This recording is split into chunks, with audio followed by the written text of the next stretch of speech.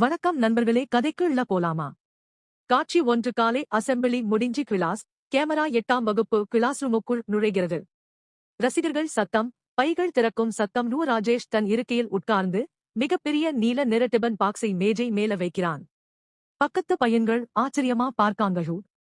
நண்பன் 1: மச்சி, இன்னைக்கும் ஹோட்டல் பார்சலா? ராஜேஷ் சிரிச்சுக்கிட்டே தோளை குலுக்கி, சோகஸ்மெலி, என் அம்மா இப்படித்தான். பசிக்குதுன்னு சொல்ல மாட்டியா ன்னு கேட்டுட்டு ஃபுல் பிரியாணி செட் அனுப்புவாங்க. காட்சி 2. மத்தியானம் 12:35 டிபன் பெல் அடிக்குது. எல்லாரும் ஏ டிபன் டைம் ன்னு கத்திட்டாரம் போல கத்திக்கிட்டே பாக்ஸ் திறக்க ஆரம்பிக்கிறாங்க. ராஜேஷ் மெதுவா தன் பெரிய பாக்ஸை திறக்கிறான்.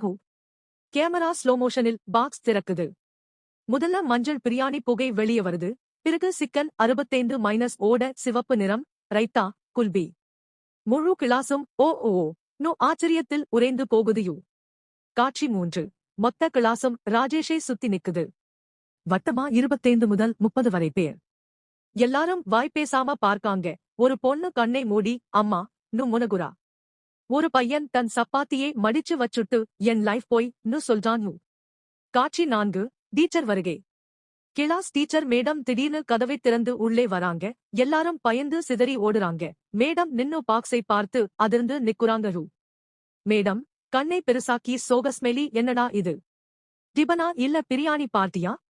ராஜேஷ் பயந்து சிரிச்சுக்கிட்டே எழுந்து நின்னு, சோகஸ்மெலி மேடம், இன்னைக்கு என் பர்த்டே.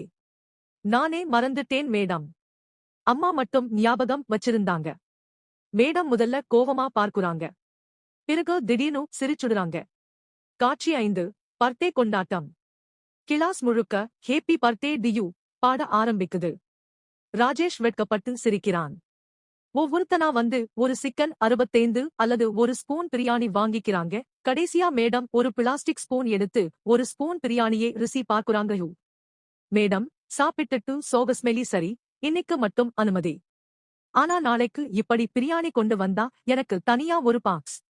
முழு கிளாசும் சிரிச்சு கைதட்டுது. காட்சி 6. Last shot. கேமரா மேலிருந்து பார்க்குது. பெரிய வட்டமா எல்லாரும் உட்கார்ந்து சாப்பிடுறாங்க. ராஜேஷ் நடுவுல உட்கார்ந்து சிரிச்சுக்கிட்டே, என் பர்த்டேயை இப்படி கொண்டாடுவேன்னு நான் நினைக்கவே இல்லன்னு சொல்றான். ஃபேட் அவுட்டுக்கு அன்னைக்கு யாருக்கும் பசிக்கல. ஆனா எல்லாருக்கும் வயிறு நிறைஞ்சிருந்துச்சு. இந்த கதை உங்களுக்கு பிடிச்சிருந்தா இந்த வீடியோவை லைக் பண்ணுங்க. மறக்காம நம்ம சேனலை சப்ஸ்கிரைப் பண்ணுங்க. அடுத்த வீடியோவில் சந்திப்போம் நண்பர்களே.